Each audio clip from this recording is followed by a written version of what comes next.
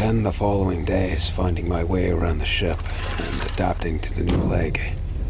As the heel hits the ground, the clang vibrates through my entire body, up through the bone, and my knee takes a light impact. It feels like walking on a boot that laces up to your knees. I slowly start to feel a general discomfort in the leg itself. I'll need to run before I can walk if I'm going to get out of here. But every escape has Skitarii I placed. So I stay in line for now.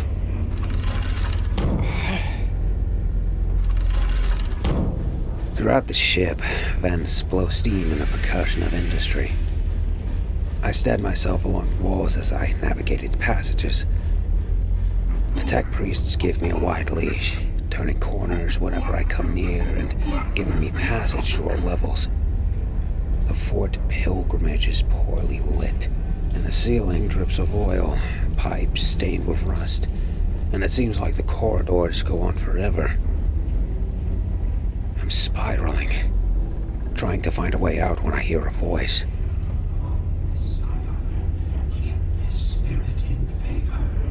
Help patients in troubles that may assault it. One of the Mechanicus monks. He holds a set of metal prayer links and purity seals and has his palm placed on a door panel. What are you doing? Solicitation. Silence. Spirit resting. What? The door panel? Correction. Spirit within. His fingers gloss over the panel. In treaty, all panels need appeasing. No interlopers in great work. Protect corridors.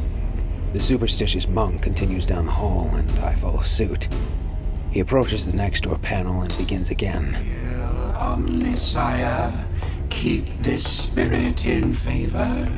Request help patients in troubles that may assault it. You must be quick on your feet, Mr. Al-Amir. Another woman, still mostly human. She wears the same red robes and has rows of bubbling vials attached to her backpack. You were under duress when we met. I oversaw your operation. How are you feeling? Like shit. A cogitator has been made available for you if you'd like. It will help with the acclimation. Who are you? Anti-Paramine. I'm a genetter to the priestess. The priestess. Where is she? She points away.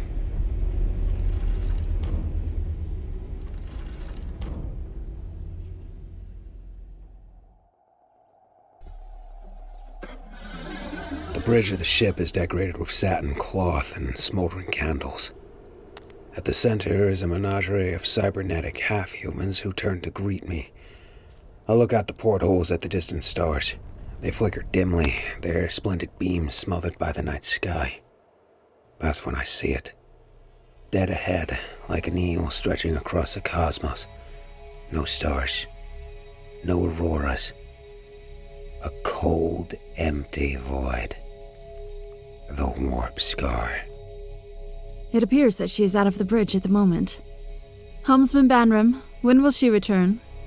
1632 hours. Much obliged. Theolen, would you like to wait here? I walk to the glass. If I could hear it, I imagine it would be a wild wind howling. Across the canvas of space, the bleak, fractured line traces the horizon. No light, no life can pierce it. We're cut off from the Imperium of Man. A blast of cold runs up my spine. Theolen? What is this ship? The Fort Pilgrimage is an Arch Mechanicus. Banram Ixos is our trusted helmsman. I'm sure he'd appreciate your insights as we seek passage. The helmsman mouth has been replaced with a cable interface into his dashboard. His cylindrical optics shift my way as coded transfers belch up and down his tubes. A vox box on the nearby table transfers his speech. The ship. I am its mind. The navigator is its heart. The crew are its organs. You are its leech. Pardon, Theolen. The Fort Pilgrimage is a Mechanicus capital ship. Part city, part shrine. It is filled with manufactoria, refineries, and dozens of weapons batteries. And it's our greatest effort to cross the cicatrix maledictum. She's serious, isn't she? She's going across a scar? We've spent months preparing it for our pilgrimage. The fission season has deposited its human capital into the posteriori.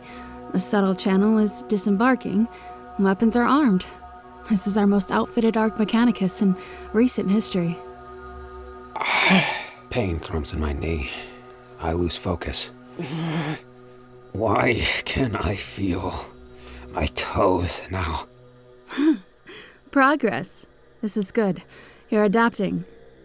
How long does this adapting normally take? A week or two.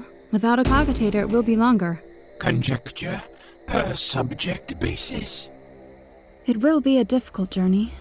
Perhaps you should consider other argumentations. We could start with the legs and arms. Perhaps the lungs. I look back at the hole in the stars.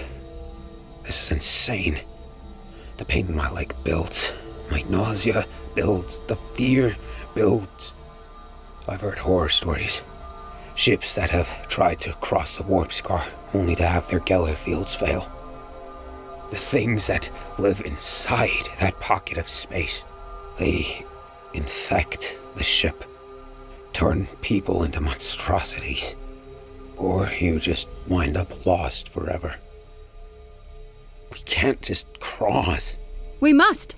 We will wither and die if we stay on this side of the cicatrix maledictum. Resources have begun to run low. Never fear. We will survive. We have her. The priestess? Why is she so special? Logic. Example present. Request perplexing.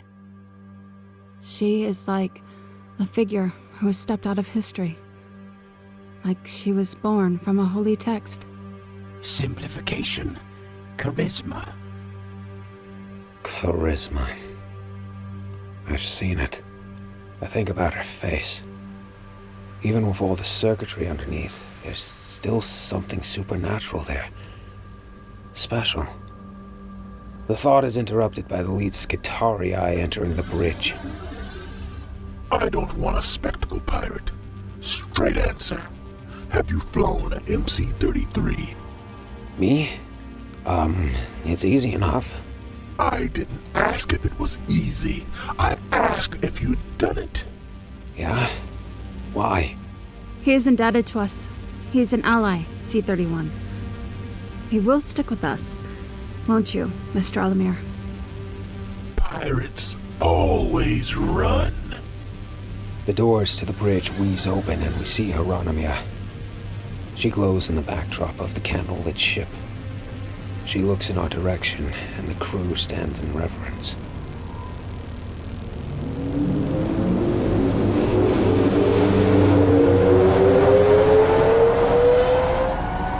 C-31 forces me into a dropship and we ride down to Prong 4, a hive colony best known for two things: overpriced fuel and a rotating chair of planetary governors. The Secretarii Alpha keeps himself between me and the priestess the whole time, never taking his hand off the rifle. When we make landfall, it's at the governor's mansion. We exit the dropship and are greeted by a squad of enforcers who show us the way inside. It's a lavish estate. Tons of portraits, spoils of war. I spot a few illegal items as well. Maybe even a few that I stole. The armed escort shows us to the lord of this world, Capus Brewer.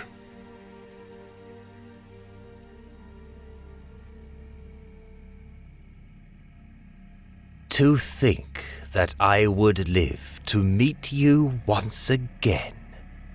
Heironomyia Bosch, the Witch of Metallica. Heironomyia stands at attention, flanked by her priests. C-31 and I hold back by the door. Your world is a gem of stars, Lord Brewer. It is a vanity of neighboring worlds lost past the What purpose brings you here?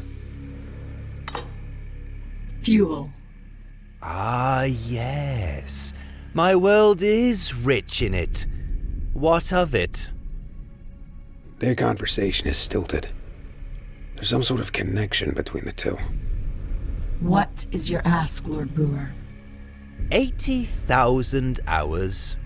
Lord Brewer, that's a large sum of labor. Blatant robbery. They definitely know each other. Once I am home, I will remember those who aided me. From the Utopia Rupes, I will enrich your kindness with production beyond your dreams. With a forge. You ask for kindness after your last visit, and promise me riches you can't possibly collect. Nobody crosses the warp scar. We have the means of passage. Grand. Then you can afford my price. 80,000 hours from your thralls, and the Soranese mail that was taken. He gestures to C-31. This man called, and I answered. His body has passed the Crux Mechanicus, and will be turned to steel, as is our tradition. Oh, your order has some archaic beliefs, priestess. Even by the Imperium standard. Like welcoming companies such as his. Soro C-31 is a follower of the machine god. He is under the cult's protection. Remove that helmet, vagabond. C-31 removes his helmet, exposing his features.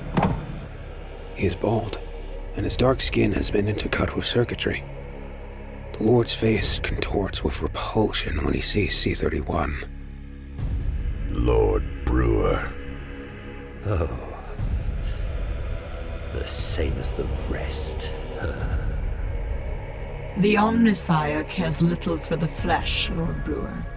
Soro C-31 is being cleansed of his. They should be weaned out. The same as mutants. Oh, Lady Bosch, I think your fool's errand would be less cursed if you gave him over to my enforcers. I may even reduce the sum of hours. Ethnic cleansing isn't uncommon on the frontiers, Lord Brewer. I am not blind to this.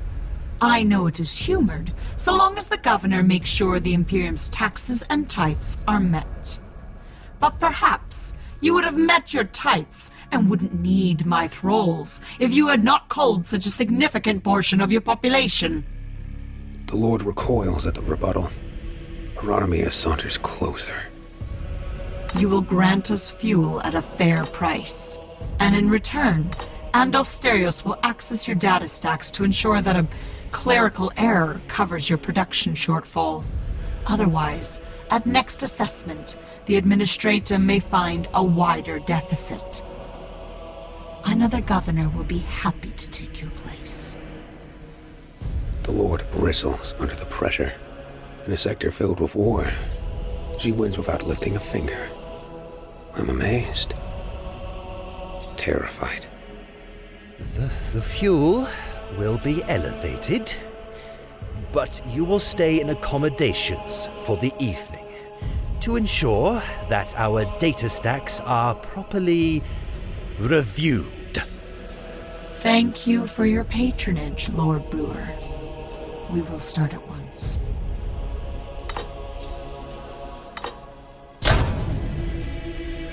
That was masterful.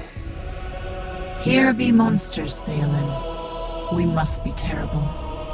So, now what? Keep a close eye on our escort. If Lord Brewer has any second thoughts, alert me immediately. Yes, priestess. I take great pleasure in ending his governance early. She walks away with true imposition. I know I am tethered to her, and begin to wonder if there's any point to trying to escape.